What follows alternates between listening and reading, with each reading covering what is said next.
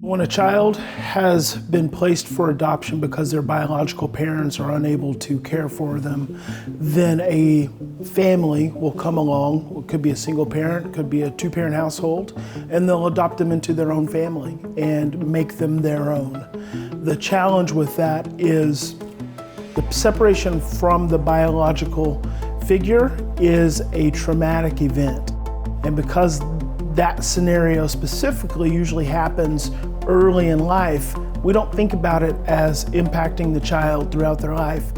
We oftentimes don't recognize that because they just look like normal children.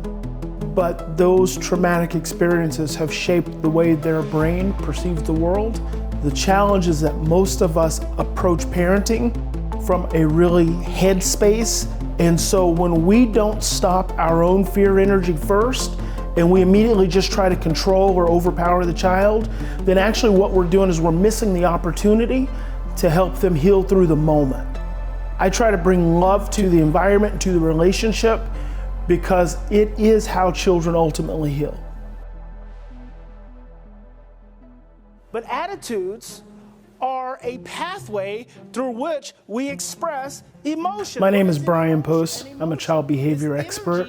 I've been specializing in working with adoption and adopted children who've experienced trauma in their families for over 20 years. You to stop rolling your eyes, I'm a bad parent, and you're never going to be able to hold down a job when you become an adult. My work has been all about showing the parents how to stay present in a space when fear shows up.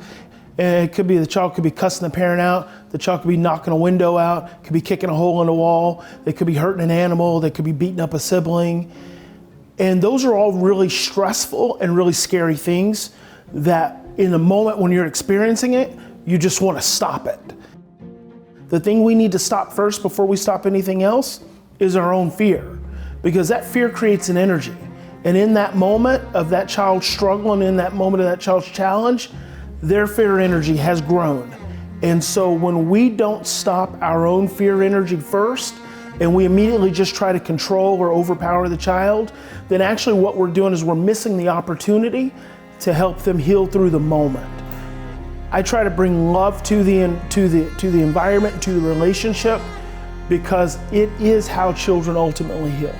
And love is patience, it's faith, it's understanding, it's kindness, it's being gentle, and it is being present to a child when they're struggling in the worst kind of way. It's my responsibility to help parents analyze their own stuff so that when their children show up and they're stressed, that they don't dump their stuff on their kids. They've learned how to get consequences for their behavior. They've learned how to get spanked for their behavior, but they haven't been taught any different behavior. We haven't given them opportunity to express their feelings, so they're conditioned for behavior. So that's what they do. They act out. They're supposed to act out. You know why? Because we haven't taught them anything else. We've just been telling them, stop doing that, stop doing that, stop doing that. What we've taught them is how to be out of control, because if they keep doing it, then we get out of control. I feel like every new parent, in the back of their mind, is a comparison to some other family, whether it's what they've seen on TV or it's what they think they see when they go to the shopping mall. There are no perfect families. There are no perfect parents. We are all doing the best that we can.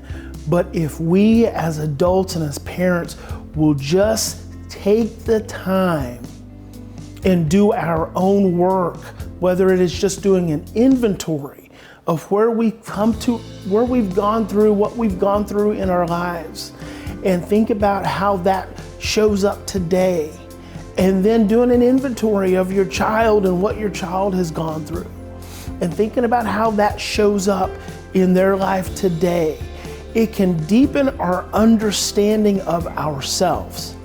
And when we can deepen our understanding of ourselves, and when we can get more in touch and attuned with our own fear and our own anxiety, we can become mindful that that's our stress and that's our fear and that's our anxiety, and it's not our children's. When we can start to master our own energy and our own fear and our own stress, then we start teaching our children at a whole different level. And that's the level of love. And so I always say to parents, in any given moment, you always have two choices. You can continue to react from your same blueprints of stress and fear and overwhelm, and reacting is automatic. Or you can stop, you can slow down, take 3 to 10 deep breaths, and choose love. And we all have that ability.